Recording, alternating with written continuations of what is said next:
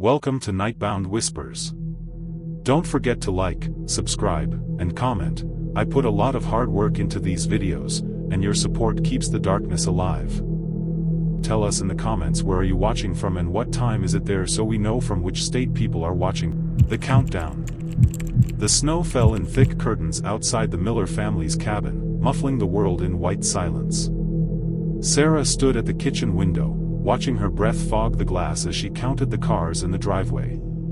7 vehicles, meaning all 15 guests had arrived for their annual New Year's Eve celebration. Behind her, laughter echoed from the living room where her husband Mark was mixing drinks, the festive chaos a stark contrast to the isolation pressing against the walls. She'd been hosting this party for 8 years now, ever since they'd bought the cabin. The same group of friends and family, the same traditions, the same countdown at midnight. But this year felt different. Sarah couldn't shake the feeling that something was wrong, had been wrong since they'd arrived 2 days ago to prepare. The cabin felt darker somehow, despite all the lights blazing. The shadows in the corners seemed deeper. And then there were the footprints she'd found that morning, circling the cabin in the fresh snow. Human footprints, barefoot, in weather that would cause frostbite in minutes. Mark had dismissed them as animal tracks distorted by melting snow, but Sarah knew what she'd seen. The prints had been fresh, crisp, and distinctly human. "Sarah, you coming?" Mark called from the living room. "Everyone wants to do the toast before dinner." She turned away from the window, forcing a smile as she joined the others. The living room was warm and bright, decorated with silver and gold streamers, balloons clustered in corners. Their friends were scattered across the furniture, faces flushed with alcohol and warmth. Her sister Jenny sat on the couch with her new boyfriend David, a quiet man Sarah had only met once before tonight. Something about him unsettled her, the way his eyes never quite met yours, how his smile seemed practiced rather than genuine. Mark handed her a champagne flute, and she took her place beside him as he raised his glass. "To another year of friendship, health, and happiness," he announced.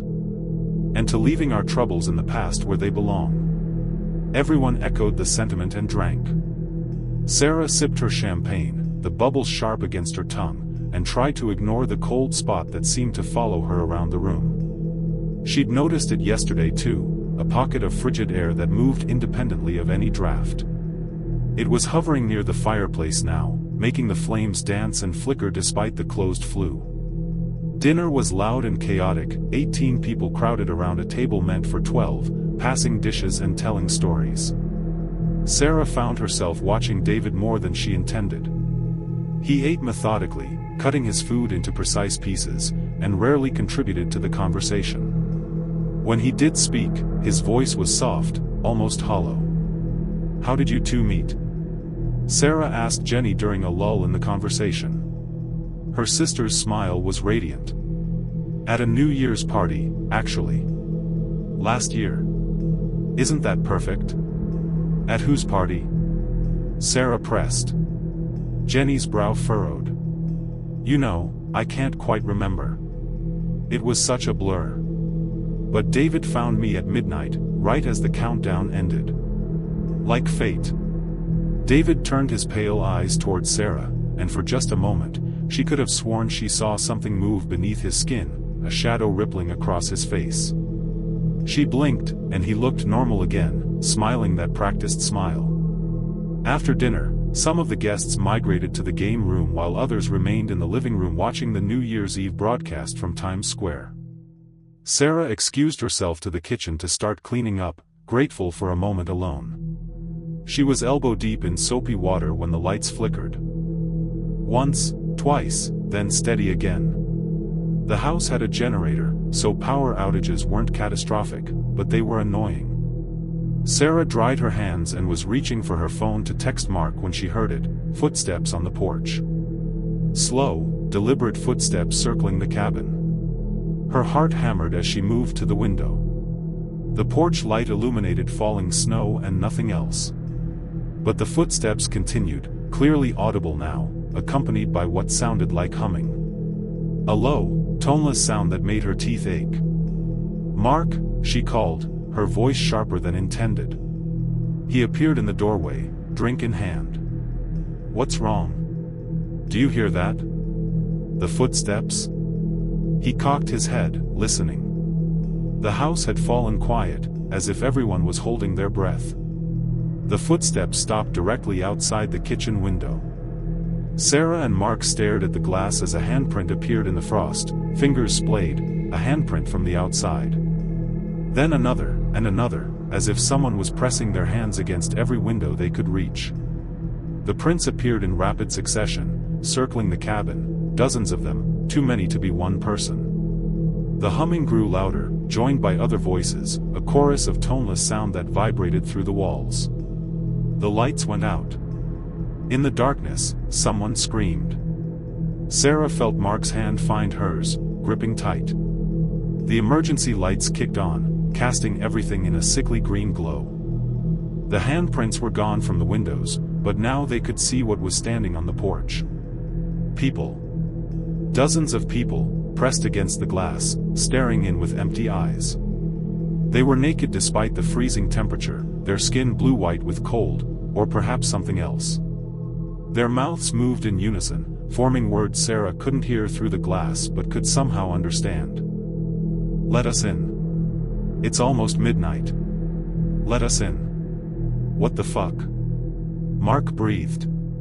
In the living room, their guests were gathering at the windows, staring out at the figures surrounding the cabin. Jenny let out a small sob, and Sarah saw that she was staring at David, who had moved to stand at the back door. "David?" Jenny whispered. "What's happening?" He turned to face the group, his expression serene, almost blissful. "They've come for the crossing," he said, his voice different now, layered with something ancient and cold. "They always come. Every New Year's Eve, the door opens between the old year and the new. Between the living and the dead. Between what was and what will be." "You're insane," Mark snapped, pulling out his phone. "I'm calling the police." "No signal," David said. Sarah checked her own phone and found he was right. "They don't want interruptions. This is a sacred time." The figures outside pressed harder against the glass, their hands leaving frost patterns that spread like cracks across the windows. The humming had resolved into words now, a chant in a language that hurt to hear. Sarah felt her nose begin to bleed, warm droplets pattering onto her shirt. "We have to get out of here," someone said, panic rising. "There's nowhere to go," David replied calmly. "They're everywhere. They've been waiting all year for this moment. Waiting to cross over." Jenny was crying now, backing away from him. "Who are you? What are you?" "I'm one of them," David said, his skin paling to that same blue-white cast as the figures outside. "I crossed last year. Jenny brought me through, though she doesn't remember. She opened her heart at midnight, made a wish for love, and I answered." The temperature in the cabin dropped rapidly. Sarah could see her breath, see ice forming on the inside of the windows. The figures outside were changing too, becoming more solid. She could see the wounds now, the marks of how they died. "What do you want?" Sarah demanded.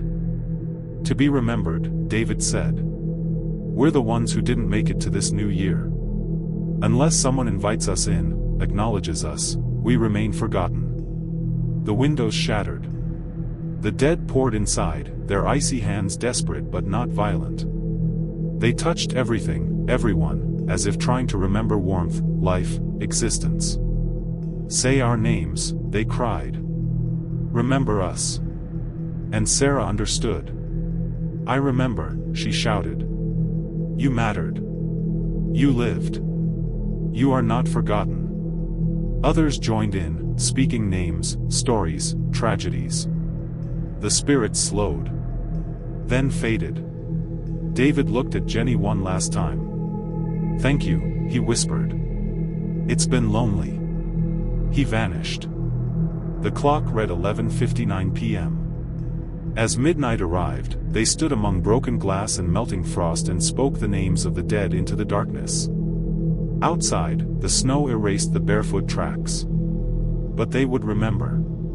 Because the dead don't want to hurt the living. They just don't want to be forgotten. Resolution. The text message arrived at 8:47 p.m. on New Year's Eve, interrupting Marcus Chen's third glass of whiskey. He'd been sitting alone in his apartment, watching old sitcom reruns and trying not to think about the fact that this was the first New Year's he'd spent completely alone in 15 years. His divorce had been finalized in October, and his ex-wife had gotten custody of their friends in the split, along with the house and the dog. The message was from an unknown number. "I know what you did last New Year's Eve." Marcus stared at his phone screen, his buzz evaporating instantly. His hands started to shake before he'd even fully processed what he was reading. Because there was something he'd done last New Year's Eve. Something no one was supposed to know. Something that should have stayed buried forever. Another message appeared, 384 Riverside Drive. The blue house. "You remember, don't you?" He remembered. God, how he remembered. The blue house on Riverside Drive. The party that had spilled out onto the street. The sound of laughter, music, champagne corks popping. And then the terrible silence that followed, broken only by his own ragged breathing and the patter of rain on pavement. His phone buzzed again. "You have until midnight to confess. Or I tell everyone." Marcus's apartment suddenly felt too small, the walls pressing in. He stood and began pacing, trying to think. Who could possibly know? He'd been so careful. There had been no witnesses, no cameras, nothing to tie him to what had happened. He'd made sure of that. But someone knew. And they were giving him just over 3 hours to decide whether to destroy his life himself, or let them do it for him. He grabbed his coat and keys. If someone was blackmailing him, maybe he could find them, reason with them, or at least learn how they knew. The address was burned into his memory, but he hadn't driven past it in a year. Hadn't even been able to look in that direction. The city was alive with New Year's Eve energy as Marcus drove through downtown. People clustered outside bars and restaurants, dressed in glittering dresses and sharp suits, laughing and celebrating the promise of a fresh start. Marcus felt like a ghost moving through their world, separate and contaminated by what he'd done. Riverside Drive was quiet when he arrived. Most residents were out celebrating or inside watching the countdown. The blue house looked exactly the same, a modest 2-story with a wraparound porch and a yard full of dead grass. No lights. No car. Abandoned. Marcus parked across the street and watched the house. His phone read 9:23 p.m. 2.5 hours left. Another message arrived, "Go inside. Front door is open." Every instinct screamed at him to leave, to go home and wait out the clock. But fear and curiosity pushed him forward. He needed answers. The front door swung open at his touch, revealing darkness and the smell of dust mixed with something organic and rotten. He turned on his phone's flashlight, illuminating an empty living room stripped of furniture. Dust motes danced in the air. "Hello?" he called. No answer. He moved deeper into the house. The kitchen was bare except for an old refrigerator humming in the corner. The wallpaper peeled away from water-damaged walls. His phone buzzed again, upstairs. Second door on the right. Marcus climbed the stairs, heart pounding. The second floor was darker, the shadows thick. He counted doors. 1. 2. The second door on the right glowed faintly with light beneath it. He pushed it open. The room was lit by dozens of candles. Their flames cast shifting shadows across the walls. A figure stood in the center, facing away, wearing a dark coat. "Who are you?" Marcus demanded. The figure didn't turn. "Does it matter? I know what you did. What do you want? Money? I'll pay." "I don't want money, Marcus." The voice was layered, unnatural. "I want justice." "If you wanted justice, you'd go to the police." "The police can't give me what I need." "But you can." The figure turned. Its face was wrong, not monstrous, but unstable. Features shifted with the candlelight: male, female, young, old, familiar, foreign. "What are you?" Marcus whispered. "I'm what you created," it said. "When you drove away. When you left him dying in the street." The memory crushed him. Rain. Empty roads. A thump. A body in the street. A man in a blue jacket, breathing but unconscious. Marcus had stood there, phone in hand, thinking of DUIs, lawsuits, consequences. And then he drove away. He died, the figure said. 2 hours later. If you'd called, he might have lived. Marcus felt sick. "I didn't know. You chose yourself." The figure stepped closer. It cast no shadow. "When someone dies alone," it said, "sometimes something stays behind. I am Thomas Hartley's final moments. His regret. His wish for help." Marcus backed toward the door. "This isn't real. It's as real as your guilt." The figure flickered. "So what happens at midnight, Marcus? What's your resolution?" he asked. "That depends on yours. Confess, or be haunted forever." Marcus checked his phone. 10:47 p.m. "If I confess," he said, "will you leave?" "Yes." He closed his eyes. Prison. Ruin. But also relief. "Okay," he whispered. "I'll do it." The figure stepped close, cold radiating. "Do you mean it?" "I do." For a moment, the face stabilized, a man in his 50s, kind eyes, wearing a blue jacket. Then the candles went out. Marcus was alone. His phone read 11:30 p.m. He drove to the police station. Detective Sarah Morrison listened as he confessed everything. She wrote, recorded, and asked no judgmental questions. "You know what happens now?" she asked. "Yes." "Why now?" "Because it was time." At midnight, fireworks echoed outside. Marcus Chen was arrested. And for the first time in a year, he felt free. The new year arrived, not as escape, but as accountability. And Marcus realized something important. Ghosts are easier to live with. When you finally stop running. The party house.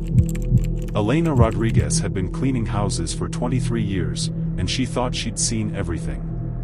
Hoarder homes filled with decades of accumulated trash. Crime scenes scrubbed clean after police tape came down. The homes of the recently deceased, still holding the shape of lives, suddenly ended.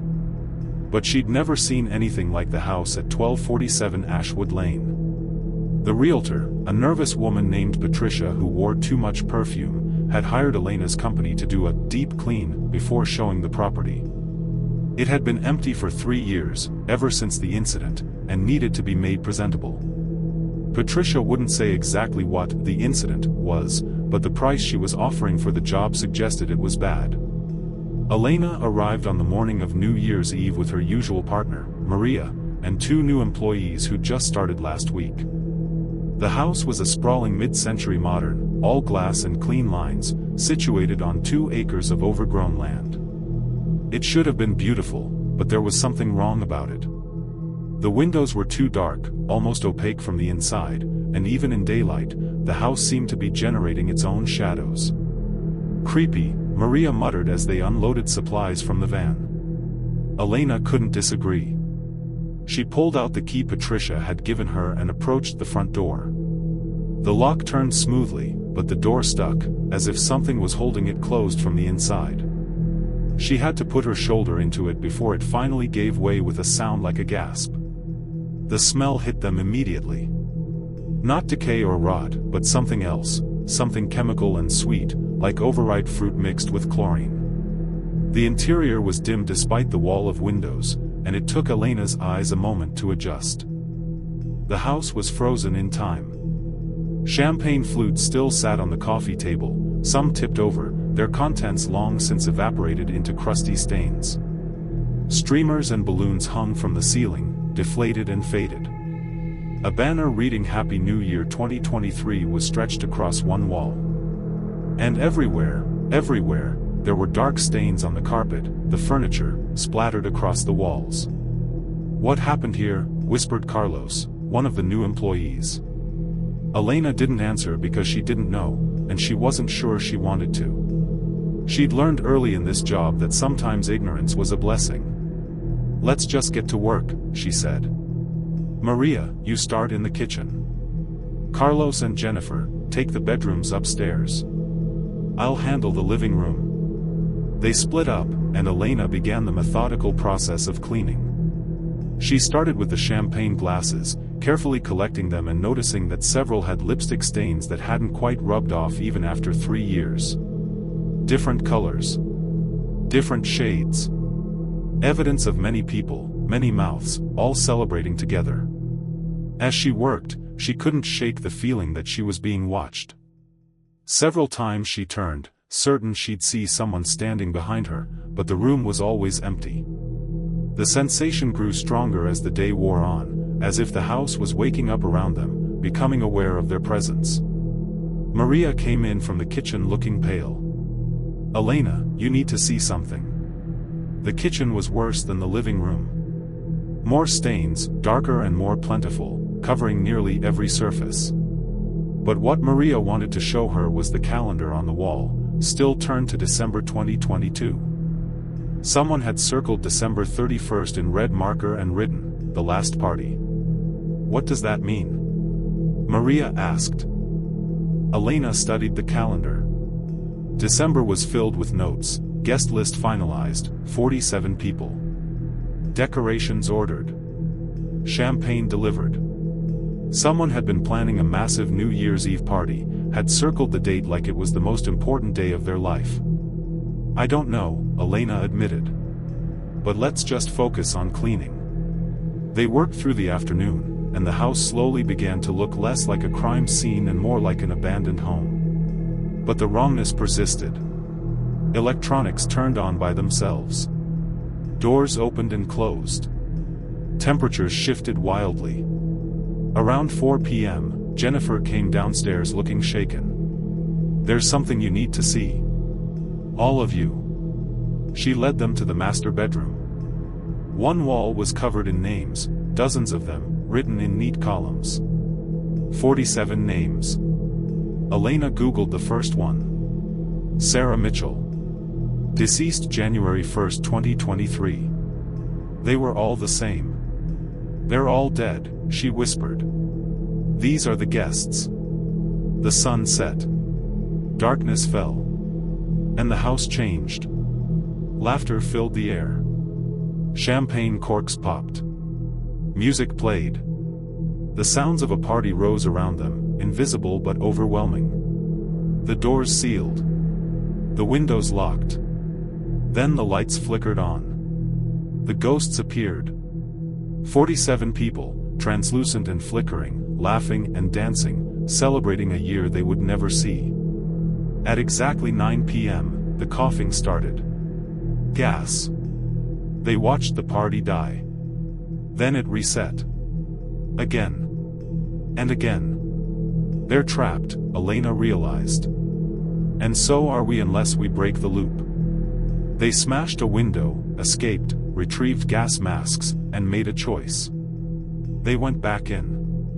They cleaned everything. Every stain. Every decoration. Every trace. As midnight approached, the ghosts counted down. 5. 4. 3. 2. 1. Happy New Year. The loop stopped. The ghosts faded. The house let go. Morning came. Elena stood in the quiet living room, sunlight filling the space where horror had lived. They had survived. They had helped. And as they drove away, Elena knew something important. Sometimes a new year isn't about celebration. Sometimes it's about release. And sometimes, helping the dead move on is the only way the living can truly begin again. The Resolution app. The advertisement appeared on Tyler Morrison's phone at 11:43 a.m. on December 31st, interrupting his mindless scrolling through social media.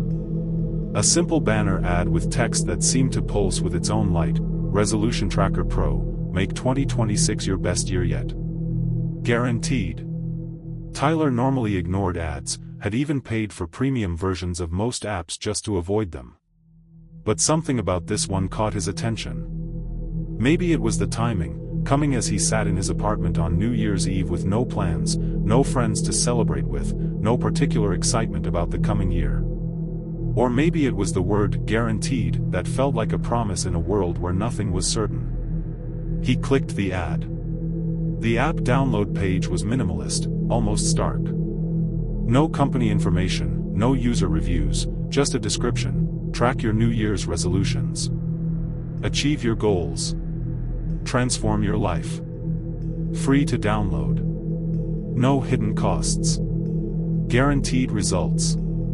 It seemed too good to be true, which meant it probably was, but Tyler was bored and a little drunk on cheap wine, so he hit the download button. The app installed faster than anything he'd ever seen, appearing on his home screen with an icon of a clock striking midnight. When he opened it, a simple interface appeared with a single question: what do you want to change about yourself in 2026?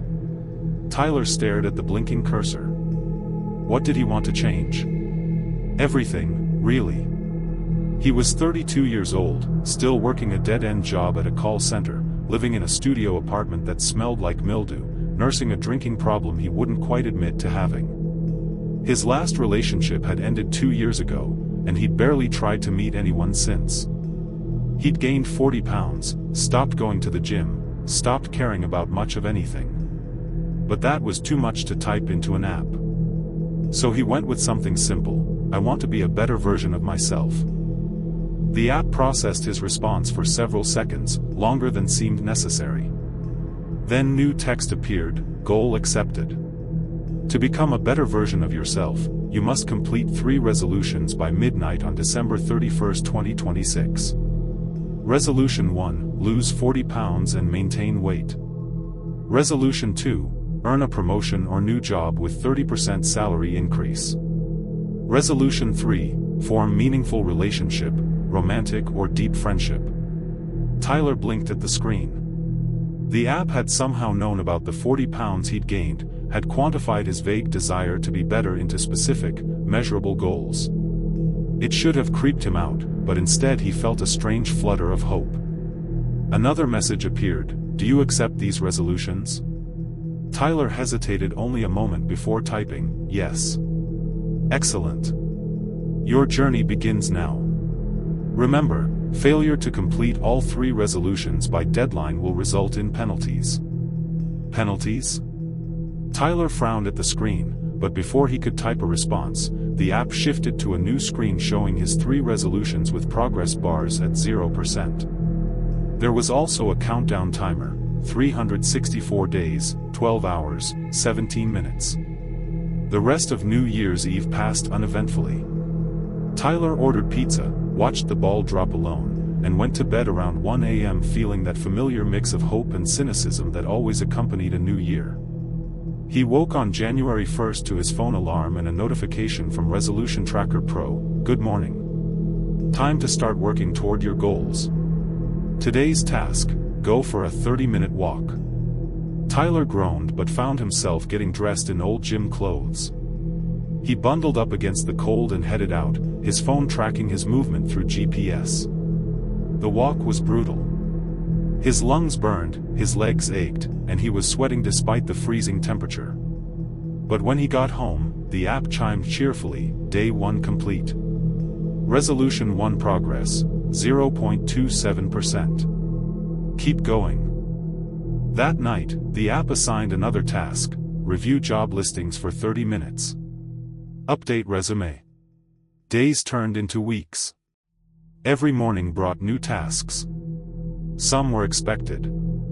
Others felt strangely personal. And Tyler found himself unable to ignore them. If he tried, his phone buzzed relentlessly. When he turned it off, the app appeared on other screens: his laptop, his TV, even the digital display on his microwave. By February, Tyler had lost 12 pounds and landed 2 interviews. He'd attended a board game meetup and made friends.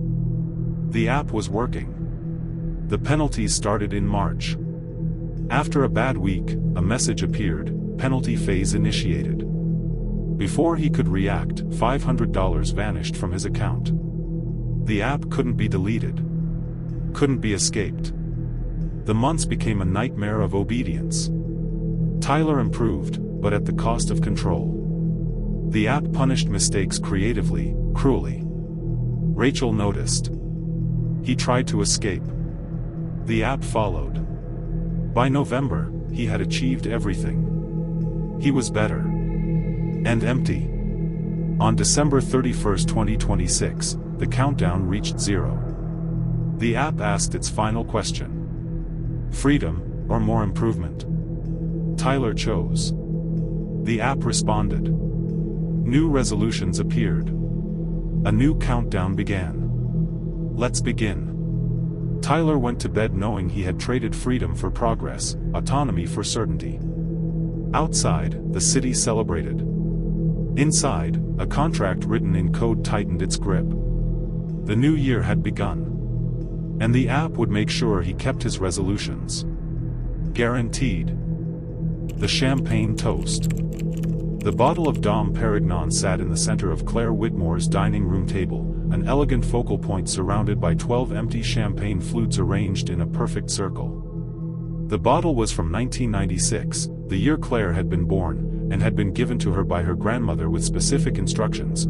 Open this on New Year's Eve when you turn 30, share it with people you love, and toast to the life you've built. Claire had turned 33 weeks ago, and New Year's Eve had finally arrived. She'd invited her closest friends, the people who'd been there through college, through career changes, through breakups and makeups and all the messy middle parts of becoming an adult. 11 people who mattered, plus herself. 12 in total.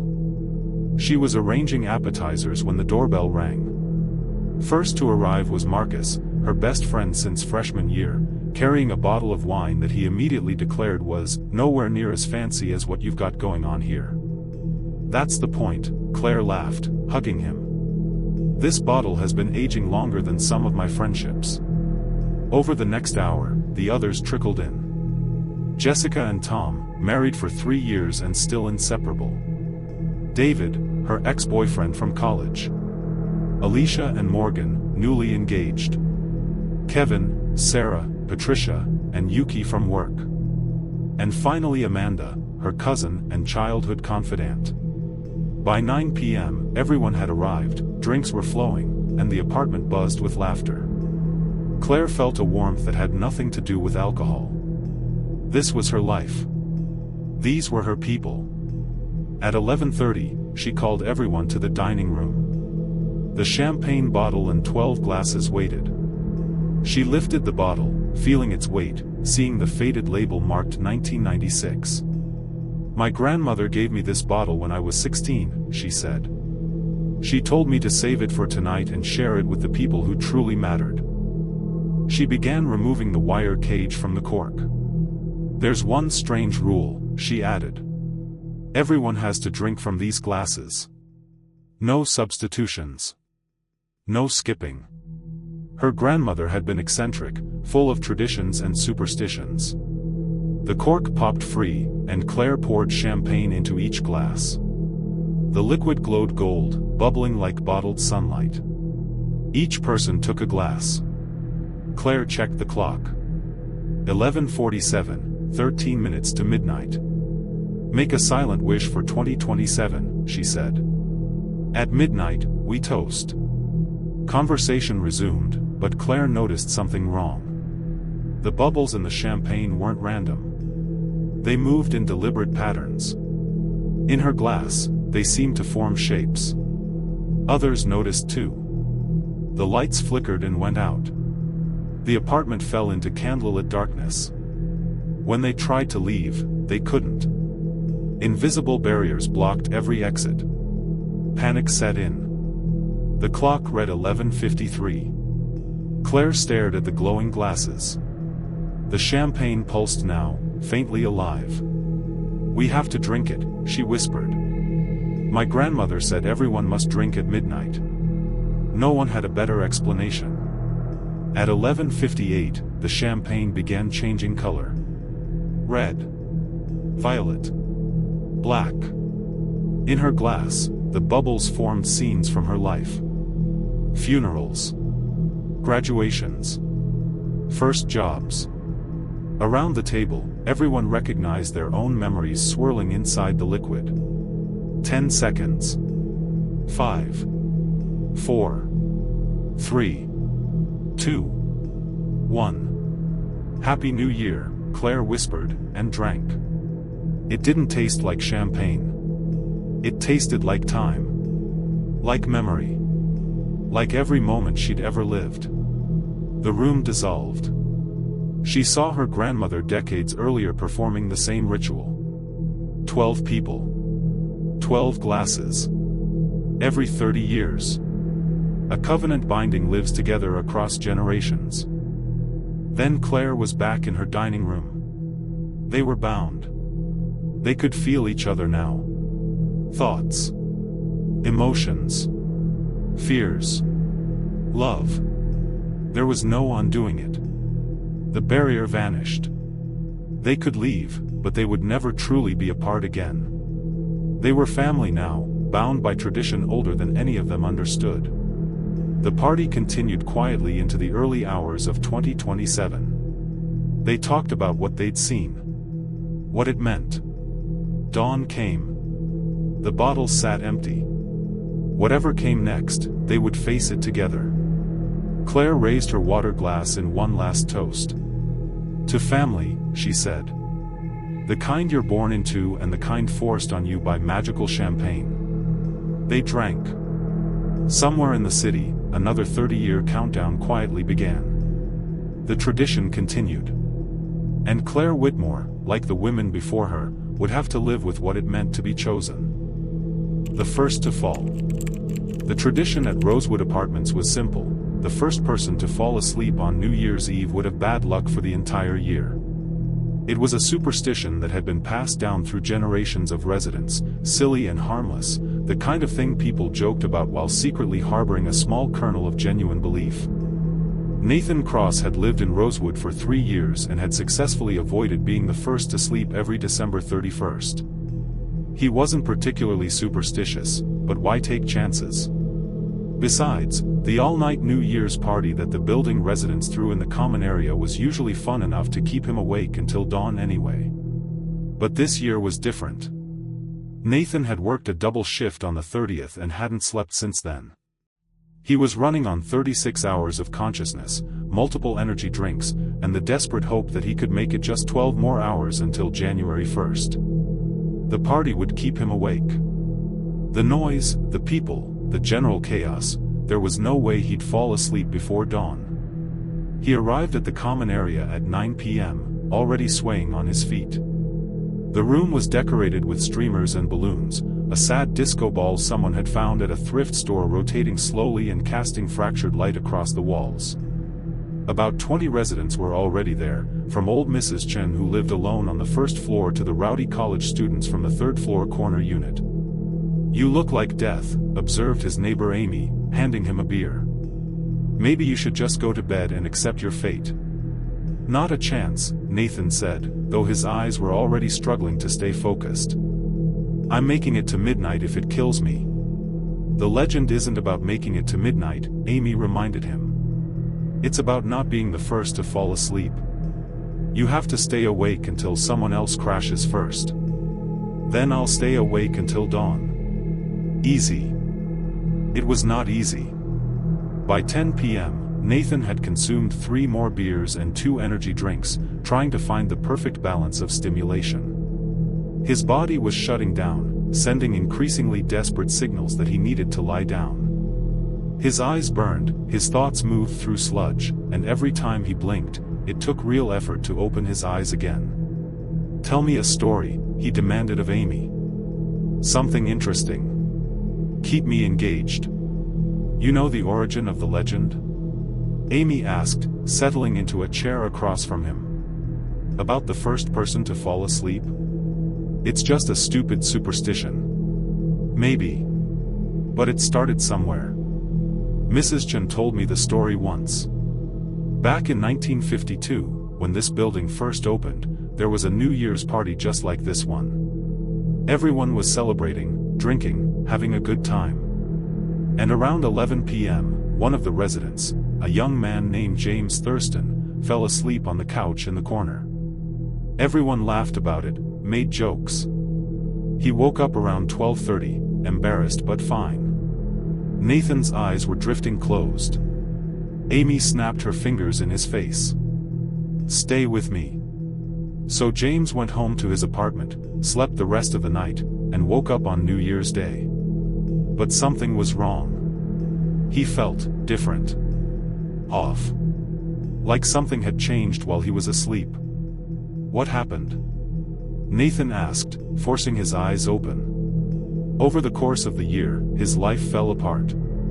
Lost his job, his girlfriend left him, his apartment flooded, he got hit by a car, nothing fatal, but just this string of increasingly terrible luck. And then, on New Year's Eve 1953, there was another party. James showed up, determined to stay awake this time. But he couldn't do it. He fell asleep again, first one out, around 11. And 1954 was even worse for him. Financial ruin, house fire, his parents died in a car accident. By the end of the year, he was barely holding on. But he came to the New Year's Eve party anyway. And for the third year in a row, he fell asleep first. Amy's voice had gotten quieter, and Nathan had to lean forward to hear her, which at least kept him awake. 1955 was the year he died. 3 months in. They found him in his apartment. The official cause was a heart attack, but he was only 28 years old, and there was no medical history of heart problems. Some people said he'd been killed by the curse. That being the first to sleep 3 years in a row had marked him for death. Nathan laughed, though it came out more like a cough. That's just a creepy story. Urban legend shit. Maybe. But since then, no one in this building wants to be the first to sleep on New Year's Eve. Just in case. The party continued around them. Music played, people danced and drank and laughed. Nathan moved to the coffee pot, pouring himself a cup that was thick and bitter enough to be considered toxic waste. His hands shook as he lifted it to his lips. By 11 p.m., he was hallucinating slightly, seeing shadows move in his peripheral vision that weren't really there. His body had moved past tired into some strange state of hyper-aware delirium. Everything was too bright, too loud, too much. Maybe you should just give up, suggested one of the college students, Brandon, Nathan thought his name was. Go to sleep. What's the worst that could happen? Bad luck for a year, Nathan mumbled. Or death if I do it 3 times in a row. You don't actually believe that? Nathan didn't answer because he wasn't sure what he believed anymore. At 11:30, Mrs. Chen called everyone to gather for the countdown. Nathan forced himself to stand, swaying dangerously. The room spun around him. Faces blurred. Voices echoed and distorted. He was going to pass out. He could feel consciousness slipping away like water through his fingers. The countdown began. 60. 50. 40. Nathan's eyes closed. He snapped them open, but they closed again almost immediately. He was falling, not physically but mentally, sliding into the darkness of sleep. He couldn't stop it. 30. 20. 10. He felt himself tipping forward. Arms caught him, Amy's, he thought, but he couldn't hold on. He was so tired. Maybe it would be okay to just rest his eyes. 5. 4. 3. 2.